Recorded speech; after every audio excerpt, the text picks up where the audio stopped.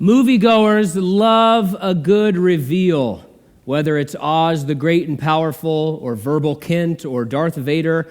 We relish when a character's mask comes off and their true identity is brought to light.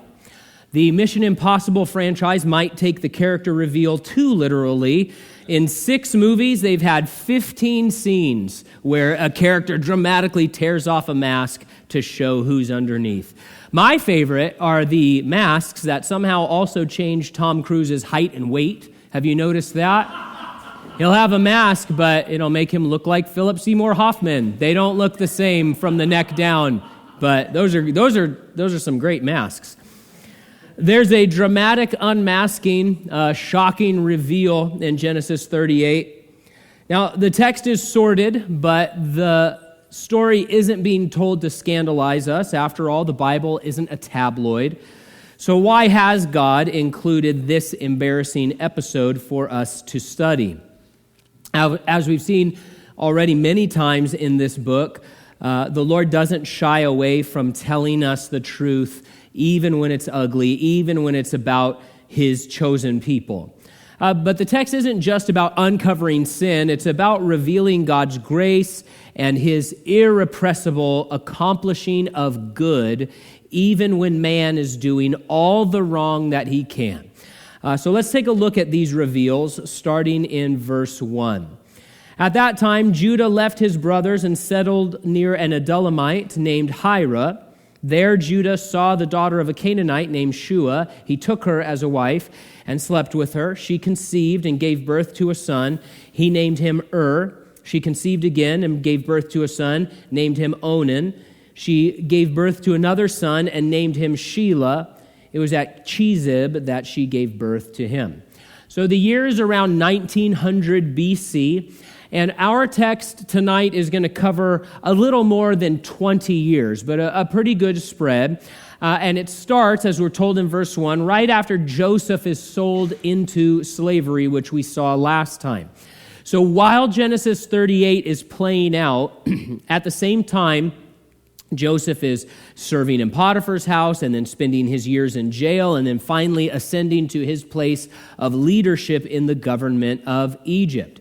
Moses, our author, sort of wants us to keep Joseph's story in the back of our minds while we're reading this text. We can contrast the struggles of the godly, self-controlled son with the scandals of the ungodly, selfish son. And they're sort of juxtaposed, Judah and Joseph.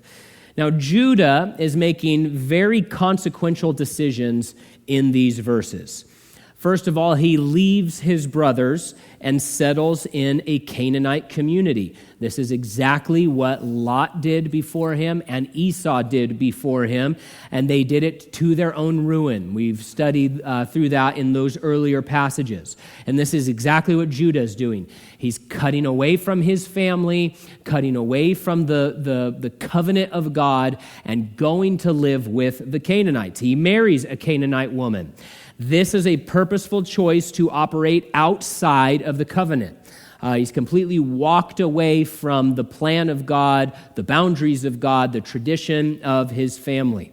He's going out on his own. And at this point, Judah as a man has no significant spiritual belief or morality to speak of. After all, it was his idea to sell his own brother into slavery, to traffic him for a few ounces of silver. And somehow, this guy gets worse from there, right? And it's going to get a lot worse before it gets any better. But that's who Judah is at this point. Verse 6, Judah got a wife for his firstborn. Her name was Tamar. No great love story for Tamar.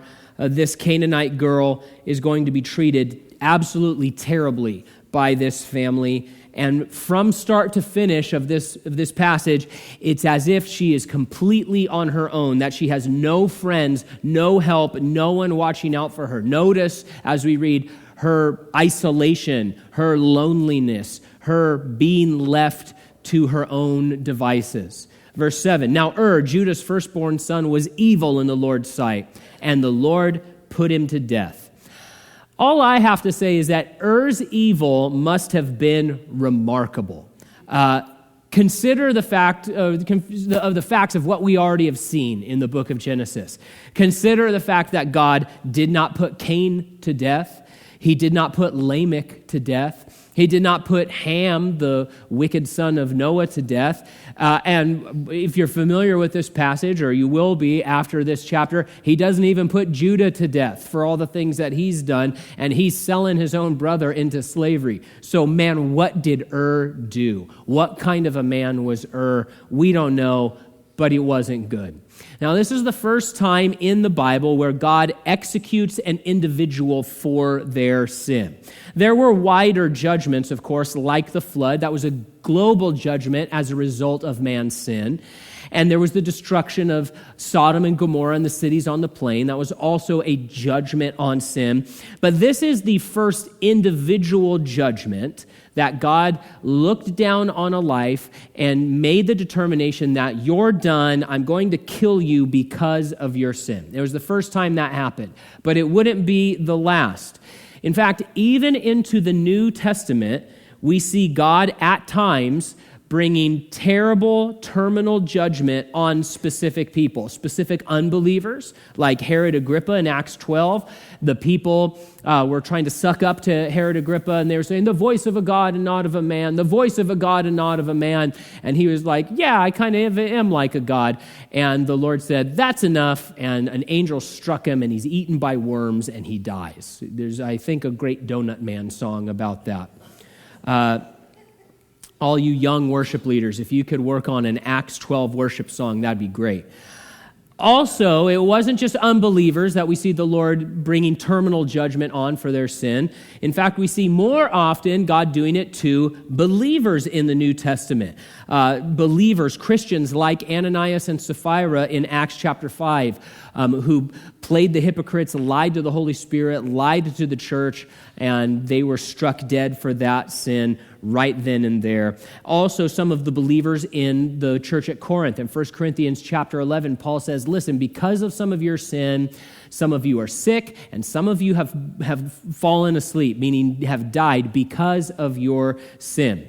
So, God, we find, reserves this right to look down on a life and say, I'm calling it right here, and I'm going to execute this person based on their sin. He reserves this right, and it reminds us that we are to take sin very seriously because God takes it seriously. Now, we're all about the grace of God and the incredible mercy of God. His mercies are new every morning, and yet by the grace of God, go we into all of these sins. Yes, but we agree with Paul, should we sin that grace might abound? Of course not, God forbid. And though God is a God of love and grace and mercy and unfailing kindness, he also is very serious about sin, and he sometimes makes very serious determinations for reasons that he doesn't always reveal to us. And so he takes it seriously. We also need to take it seriously. Verse 8. Judah said to Onan, sleep with your brother's wife, perform your duty as her brother-in-law, and produce offspring for your brother. But Onan knew that the offspring would not be his, so whenever he slept with his brother's wife, he released his semen on the ground so that he would not produce offspring for his brother. What he did was evil in the Lord's sight, so he put him to death also. When you study the law of Moses in the Old Testament, you encounter what is referred to as levirate marriage. Levirate marriage. And that's where a man provides children for his deceased brother. It's not referring to Levites. It's not referring to Leviticus or the Levitical law. The word levirate comes from the Latin word for brother-in-law. So it's simply a word that means brother-in-law marriage. Now, this custom is super gross to us and super outside of our culture and our boundaries. Let's just get that out of the way. Got it. Now, this custom is also most famous in the Hebrew tradition. That's how we know about it from the study of the Old Testament. It was a big deal in Israel during the Old Testament. This was something that was serious and a real consideration that they would operate in. You see a version of it playing out in the book of Ruth very profoundly. It's most famous among the Hebrews, but it was also part of the law for the Assyrians, the Hittites, and other Canaanite cultures. Now, like I said, we are grossed out by this idea. It is way outside what we find normal or acceptable or historical, right? It's way out there for us. But we have to understand that things were very, very different thousands of years ago. And in these tribal communities, there was a very important goal that no family line go extinct. And that was an important goal for God, for his people Israel, that no family line go extinct and be wiped out of the record. On top of that, something that we have a hard time understanding or putting ourselves in the shoes of is the really significant social welfare aspect that needed to be considered. In these eras, in these cultures, a woman could not just go out and get a job. A woman could not just store up money in a bank account. A woman did not have the ability to get checks sent to her from anywhere, right? They couldn't do it. That's not how society and culture was arranged.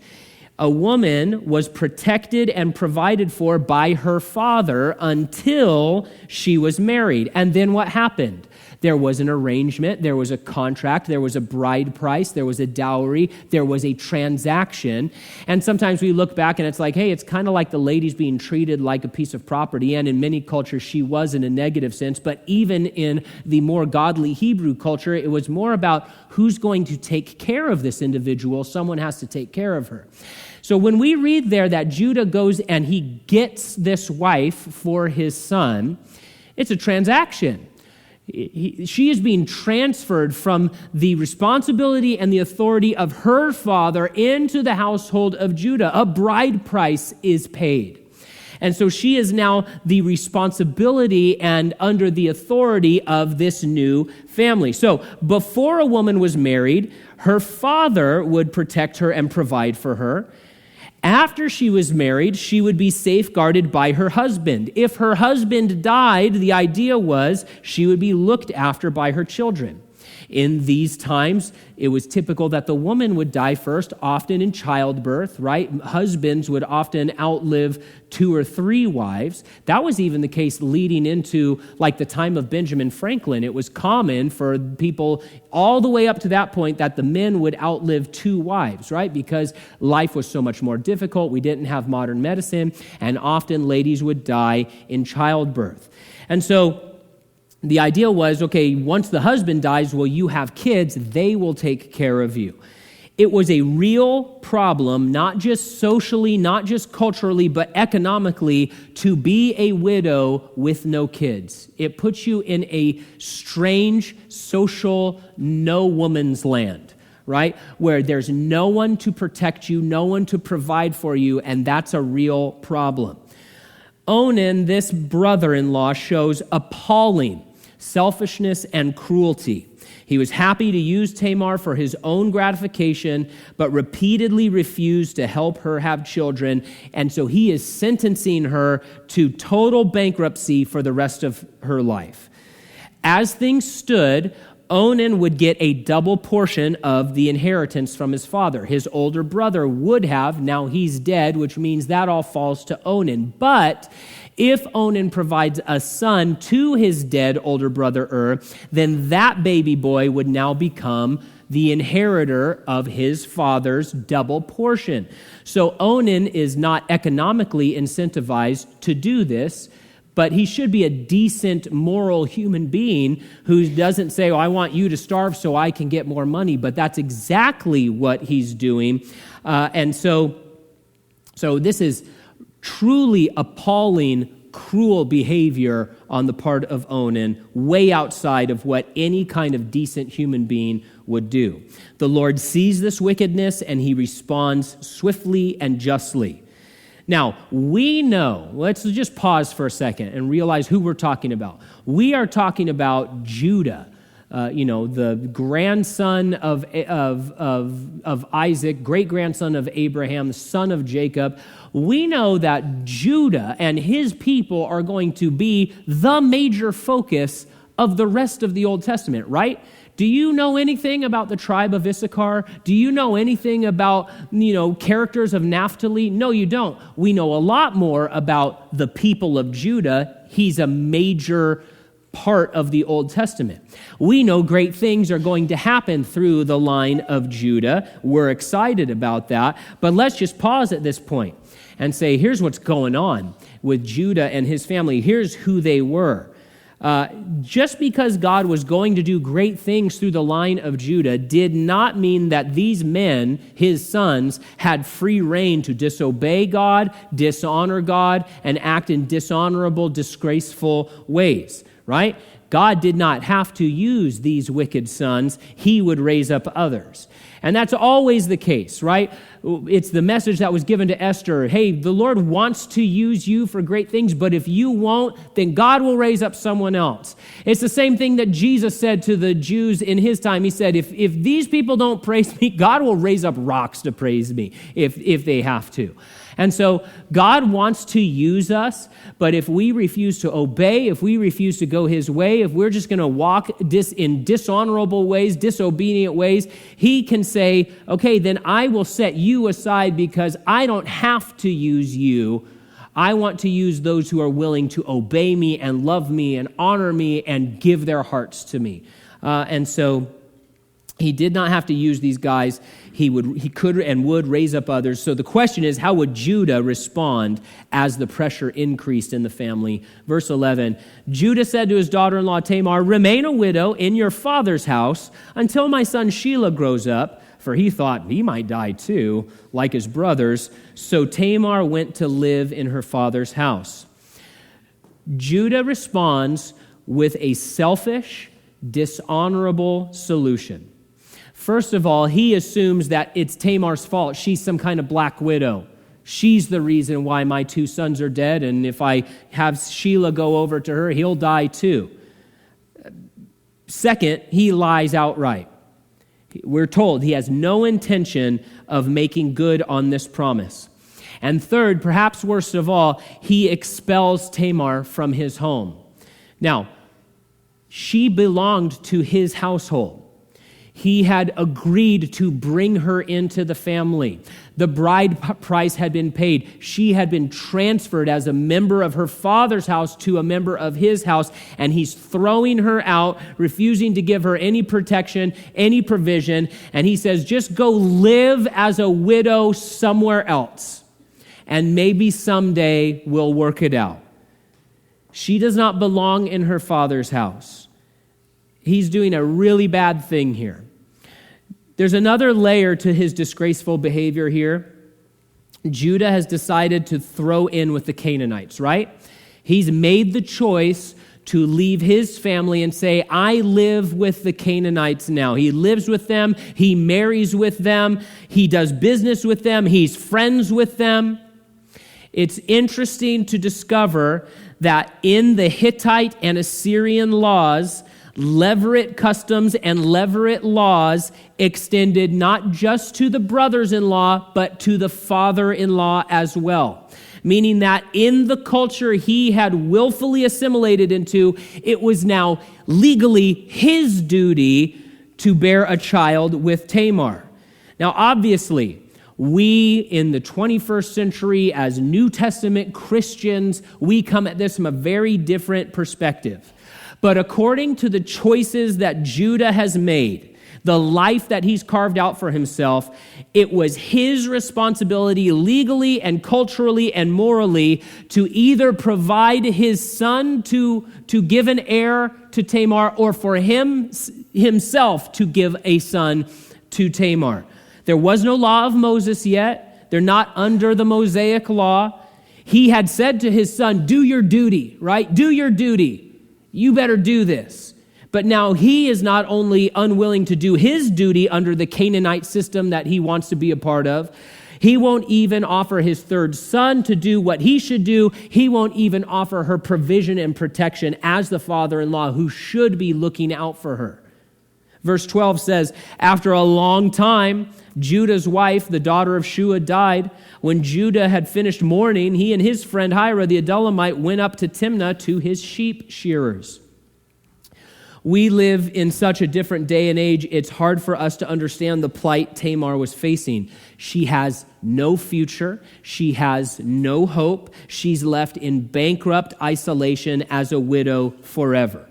Meanwhile, Judah, a man of wealth, a man of freedom, a man of position, a man of authority, he gets to mourn for a little while, right? But then he gets to just be done with mourning. She's just living as a widow forever, right, as far as he's concerned, with no hope, no way out, no end in sight to the black tunnel that she's in, while he's like, well, I mourned for a while, and now I'm back to my regular life, and I get to go to Timnah to sheep shearing. And that wasn't just actual shearing of the sheep. It was a time of partying and celebration. It was like a big deal. He'd be going there to make money and carry on his life and carouse around, and that's exactly what he's going to do. So we need to see this incredible contrast between the plight of Tamar and just the sort of arrogant selfishness of Judah. Verse 13, Tamar was told, your father-in-law is going up to Timnah to shear his sheep. So she took off her widow's clothes, veiled her face, covered herself, and sat at the entrance to Enaim, which is on the way to Timnah. For she saw that, though Shelah had grown up, she had not been given to him as a wife. When Judah saw her, he thought she was a prostitute, for she had covered her face. So there's a lot of commentary debate over this mask, this veil that she wore. Was it the universal bandana of harlots or what? There's just a lot of weird archaeological discussion about it. But the point is not about, the point is that Judah didn't recognize Tamar. He didn't know it was her. The fact that she was hanging out by the road where she was the greater signal that she was a person in search of a John than anything else. Now, Tamar is making a very specific, very calculated decision here. We don't know a lot about her, but we do know that she had spent years waiting for the right thing to happen. She didn't return to her Canaanite people to find a husband. She was like Ruth in that sense. She seemed to believe that she belonged in this family and that it was her right to have a son, and that right was being wrongly denied her by her father-in-law. It is also interesting to note this piece of historical trivia. In this era, the veil was the garment of a betrothed woman. Think about Rebekah, right? When she showed up and she saw Isaac in the distance, she said to the servant, "Who is that?" He said, "That is my master who you're betrothed to." She immediately puts the veil on, signaling that I'm the one you're betrothed to. So, in fact, scholars point out that there was an ancient Assyrian law, not at the exact time, but there was an ancient Assyrian law that forbid any unmarried woman from wearing a veil. And so that may or may not have been in effect. It's just interesting. Either way, her disguise here should have signaled to Judah that she was a betrothed woman, betrothed to another man, and he had no business hitting on her, trying to pick her up. Isn't it sad that Tamar could absolutely count on Judah visiting a harlot? As soon as she heard he was going to Timnah, it was like 20 miles away, far enough for her to spring this trap on him and make it work. What was the first thing she thought? She thought, oh, I know what he'll do. He'll visit a prostitute. Why don't I just make myself look like a prostitute and solve the problem that I'm in? The question is asked, why didn't she set the trap for Shelah? We're left to speculate. We don't know. The simple answer may simply be that she knew Judah would take the bait, and maybe Shelah wouldn't. Verse 16, he went over to her and said, "Come, let me sleep with you." For he did not know that she was his daughter-in-law. She said, "What will you give me for sleeping with me?" "I'll send you a young goat from my flock," he replied. She said, "Only if you leave something with me until you send it." "What should I give you?" he asked. She answered, "Your signet ring, your cord, and the staff in your hand." He gave them to her, and he slept with her, and she became pregnant by him. She got up and left and removed her veil and put her widow's clothes back on. So Judah immediately solicits her in a coarse and vulgar way, according to Hebrew scholars. His offer of a youngling from his flock is ironic. She needed a kid, but not of the goat variety. Not only did Tamar assume that he would take the bait, she also assumed he would lie about it later. And so she got this collateral from him. She knew she would need it. She asked for these items. The signet ring was probably a little cylinder that was carved in a particular way that they would use to press into clay or to put into like agreements, official contracts, like a personal notary. The staff that he carried was also usually personalized. He should not be giving these things up. One scholar noted that this was like giving up your driver's license and credit cards. So not good things to be giving up. But Judah has nothing but self on the mind. He's unwilling to wait for his sin, even when he's in the place where all his flocks are. Remember that. Why did he go to this place? Because that's where my flocks are, and I have to shear my sheep. What does he say he'll give her? I'll give you a little young one from my flock. It would not have taken much time at all, I don't think, for him to procure one of those little goats and bring it back here. But he was unwilling to wait. His sinful heart was rushing him toward ruin, because that's what sin does. It leads us into the trap. It leads us into the pit. It leads us into ruin. That's what the enemy wants to do. That's what our sinful flesh wants to do. Ruin us, destroy us, bring us down. Verse 20 says, when Judah sent the young goat by his friend, the Adullamite, in order to get back the items he had left with the woman, he could not find her.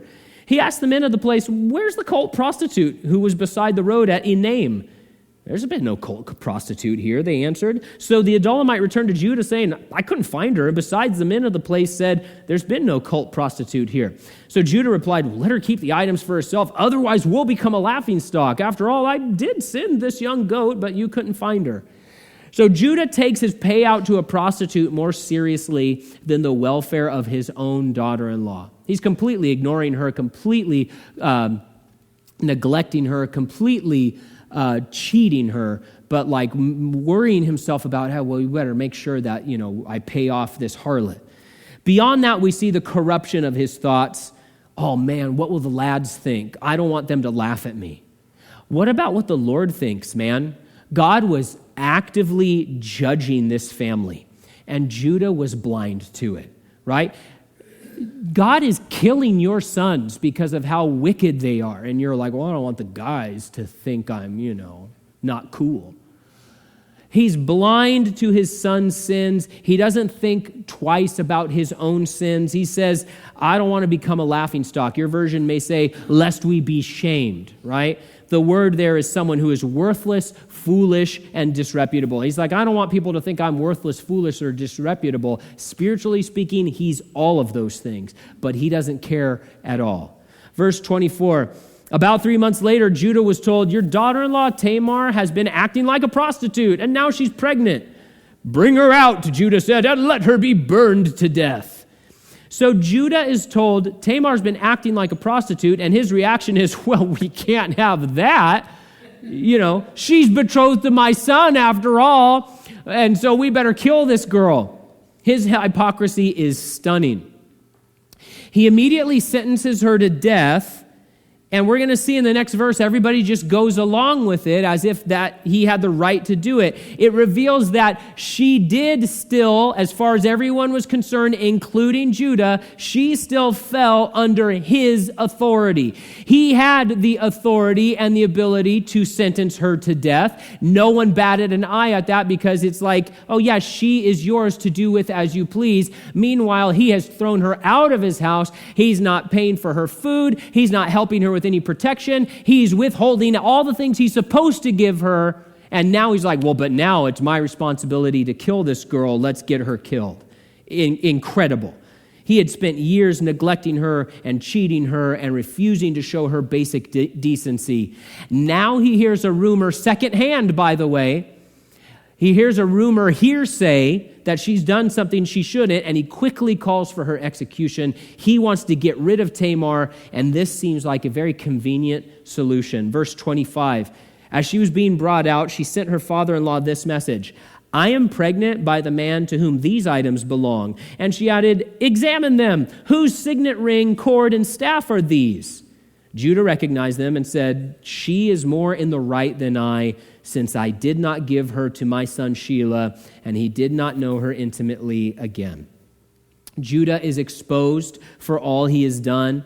The staves of that era sometimes even had the name of their owner inscribed on them. I like to imagine that it said Judah on there. It might have. What a scene this must have been among the community. In this climactic moment, the masks come off, both Tamar and Judah. All is laid bare before God and everyone. To his credit, Judah repents. He acknowledges and confesses his sin, and he does what is right from that point forward. It is a turning point for Judah, the son of Jacob. In fact, the next time we see him, he's back with his brothers. He's acting like a servant leader. He speaks truthfully and living sacrificially. Thanks to his intervention, he convinces Jacob to let them go down to Egypt so that they will live and not die. So there's a dramatic turnaround, and this is the moment where it begins. Was Tamar right in what she did? It seems like Judah is saying that she was. What are we to make of that? Now, Judah doesn't necessarily speak for God, at least at this point, to be sure. But it is interesting, looking forward through the Old Testament, we see that God did bless Tamar's efforts here. Through this pregnancy, not only does she become pregnant, but she becomes pregnant with twins. And through this pregnancy comes David and Christ Jesus himself. She's name-checked in the genealogies of Matthew. In the book of Ruth, Tamar is praised. The people who are so excited for Ruth and the fact that she's in this levirate marriage situation, that at least that one's based upon love and redemption and all of that, unlike Tamar. But in that scene, this is what the people say to Ruth: may your house become like the house of Perez, the son of Tamar, who she bore to Judah. Really? That's like the best congratulations you can give her? Listen, it's a tough ethical dilemma when we look at like all the Bible comments about this situation. Obviously, the whole thing is very icky to us because we live in a very different time, a very different culture, and more importantly, we have a lot more revelation from God, particularly when it comes to personal conduct. None of these people had the Bible. None of them had the law of Moses. None of them had the revelation of Jesus Christ, the Sermon on the Mount. None of them had any of this, right? They were operating with way less material than we were. So it's a very strange situation. And so, end of the day, was she right? We shouldn't do what she did, right? But that doesn't mean that she was doing something purely evil. She's not doing what Lot's daughters did. Lot's daughters were being weird and ignorant and said, well, there's no men left in the entire world. That's not true. That's stupid. You're dumb. You were just in a town, not Sodom. They went to that other smaller town. They lived there among people for a while. Then Lot got freaked out and said, we live in a cave now. And they said, well, I guess everybody. So they're doing this whole weird, perverse, strange thing. That's not what Tamar's doing here. Now, Tamar could have found herself a Canaanite husband, and Judah would have been fine with that. Instead, she risked her life because she seemed to believe that she had a place in this Hebrew family. Her scheme wasn't done out of irrational ignorance like Lot's daughters. What she did was within the legal and cultural boundaries that she grew up in. But her act was one of deception, and once the law of Moses was established, it would have been an unacceptable arrangement, and so it's a very strange ethical dilemma. Judah is correct that the real fault was his. His sin drove Tamar to a place of desperation, and the scene not only helped him recognize his own sin, but then to remember his part in the plan of God, his place in the plan of God. We don't get all of the particulars, but after this, he realizes, I need to be back with my brothers. And he packs up and he goes back to them. Verse 27, when the time came for her to give birth, there were twins in her womb. As she was giving birth, one of them put out his hand, and the midwife took it and tied a scarlet thread around it, announcing, this one came out first. But then he pulled his hand back, and out came his brother. These poor ladies in Genesis, man alive. And she said, what a breakout you've made for yourself. So he was named Perez. Then his brother, who had the scarlet thread tied to his hand, came out and was named Zerah. So once again, we have an instance in Genesis where the younger son is chosen over the older. God would use the line of Perez to bring the kings and the Redeemer, not the firstborn Zerah. So as we close, we learn a lot about the grace of, this is a gross story, right? It's one of those chapters that people, I get to it, I'm like, oh man, I guess I have to teach through Genesis 38, like on Wednesday night. Will anybody notice if we just skip over it, right? But the truth is, when we think about it, we learn a lot about the grace of God in this uncomfortable story. Let's think about it. First, it shows us that God is not afraid or unaware of our sin. Those are two very important things to consider. We live in a culture where people are constantly being canceled and then abandoned by all of their friends and all of their community because something comes to light that they did like 15 years ago, right? That they become blacklisted, nobody talks to them, they lose all their jobs, all that kind of stuff. God doesn't do that when your sin is discovered. He still loves you. He's not afraid to associate with you, thank goodness. Judah and his tribe would become the major players in the rest of the Old Testament. But God doesn't paper over his sin either. It's on display in all its shocking awfulness. Of course, God is not cavalier about that sin. The story is about the Lord exposing sin and bringing Judah to repentance and turning him back from the destruction of his sin. But the Lord's love for Judah and for us is constant, even though we are wretched sinners who do not deserve his love. God is not afraid to associate with you. He comes down from heaven to earth to save us, even though we are dead in trespasses and sins. In addition to that love, Judah's story shows us how God can redeem and transform really, really wicked people. What a good story this is. Judah was a despicable person in chapters 37 and 38. One of the worst characters in the book of Genesis. He's a human trafficker. He's visiting prostitutes. He's cheating his own family. He's a liar. He's all of these different things. He's condemning a woman to be burned alive until she dies without even asking if the story about her was true. That's who he is. And by chapter 44, he's a hero. He's saving lives. He's been transformed. And there's a lovely moment of sort of poetic restoration in chapter 49. You see, in this section, by his sin, Judah had lost his staff, right? It's this personal thing, this staff. It's like a scepter. It's taken away from him. He lost it because of his sin. And in chapter 49, as Jacob is giving the heavenly blessing to his sons, God gives the staff back to Judah. And he says, the scepter, the staff is never going to depart from your family forever. God's restoration of our lives is everlasting, and he attends to even the smallest details. We're also reminded of how God helps the helpless. Tamar, she reminds us of Hagar, right? That's why they rhyme. Not really, but Tamar finds herself in this desperate situation, no way out, no hope. As you read the text, where are her friends? Where are her family? Where's anyone who will help her, who will stand up for her, who will be with her? No one will help her. No one will watch over her. She's treated so badly. No one's trying to shield her, but God was there. He was the one treating her kindly, treating her generously, looking out for her future. She was robbed of sons twice, once from once from Onan, and so he gave her twins, right? She had nothing to do with his family of faith, but he brought her in to be a part of it anyway. God's grace for Tamar, this outsider Canaanite, reminds us of how he has grafted us into his family. Tamar had been bought by the father for the son, and therefore she had the right to bear a child in this family. God agreed with all of that. And it reminds us in a devotional way how by God's grace he has blood bought us, brought us into his family, and it says he has given those who believe the right to become children of God. And unlike Judah, God our Father will not withhold any provision or protection from us.